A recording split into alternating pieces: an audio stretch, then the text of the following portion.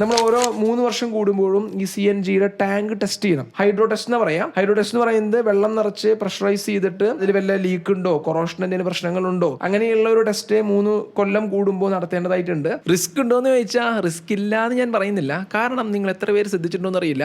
ഇപ്പോൾ ഓട്ടോ എടുക്കുക, CNG auto എടുക്കുക, CNG കാർ എടുക്കുക. ഈ CNG കാറിന്റെയും ഓട്ടോന്റെയും CNG ടാങ്ക് ഇരിക്കുന്നത് എഞ്ചിനിൽ നിന്നും നല്ല അകലെയായിരിക്കും. ഇപ്പോൾ CNG ഓട്ടോയുടെ കാര്യം എടുക്കുകയാണെന്നുണ്ടെങ്കിൽ CNG ഓട്ടോയുടെ ടാങ്ക് ഇരിക്കുന്നത് ഡ്രൈവറിന്റെ സീറ്റിന്റെ അടിയിലും എഞ്ചിൻ ഇരിക്കുന്നത് ബാക്ക് സൈഡിലായിരിക്കും. ഇത് തന്നെയാണ് കാറിലും. കാറിൽ CNG ടാങ്ക് ഇരിക്കുന്നത് ബൂട്ടിലും, അതുപോലെ തന്നെ എഞ്ചിൻ വരുന്നത് ഫ്രണ്ടിലായിരിക്കും, കാറിന്റെ ഫ്രണ്ടിലായിരിക്കും.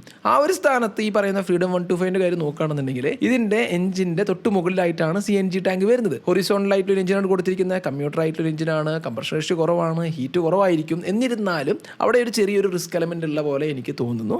പക്ഷേ ബജാജ് പറയുന്നത് യാതൊരു തരത്തിലുള്ള പ്രശ്നവും ഉണ്ടാവില്ല എന്നുള്ളതിൽ. അതിനോടൊപ്പം തന്നെ ഈ ഒരു സീറ്റ് ഹൈറ്റ് കൂടാനായിട്ടുള്ള കാരണം തന്നെ ഈ ഒരു എഞ്ചിനും CNG ടാങ്കും തമ്മിലുള്ള ഒരു സ്പേസ് ക്രിയേറ്റ് ചെയ്തുകൊണ്ടാണ്. ഇനി ഇതുകൊണ്ടാണോ കവാസാക്കിയുടെ H2 ബേസ് ചെയ്തിട്ടുള്ള ആ ഒരു ഹൈഡ്രജൻ ഫ്യൂൽ യൂസ് ചെയ്തിട്ടുള്ള അല്ലെങ്കിൽ ഹൈഡ്രജൻ ഗ്യാസ് യൂസ് ചെയ്തിട്ടുള്ള പ്രോട്ടോടൈപ്പ് ആയിട്ടുള്ള ബൈക്കിന്റെ ഹൈഡ്രജൻ ടാങ്ക് ബൈക്കിന്റെ ബാക്കിലും അതുപോലെ തന്നെ എഞ്ചിൻ ഫ്രണ്ടിലും വരുന്നേ എന്നുള്ള കാര്യം നമ്മൾ ചിന്തിക്കേണ്ടിയിരിക്കുന്നു. അതുപോലെ തന്നെ ആ ഒരു എഞ്ചിൻ എന്ന് പറയുന്നത് കുറച്ച് വലിയൊരു എഞ്ചിനാണ്. പിന്നെ CNG എന്ന് പറയുമ്പോൾ ഞാൻ നേരത്തെ പറഞ്ഞ പോലെ 200+ ബാറിലാണ് നമ്മൾ ഫില്ല് ചെയ്യേണ്ടത്.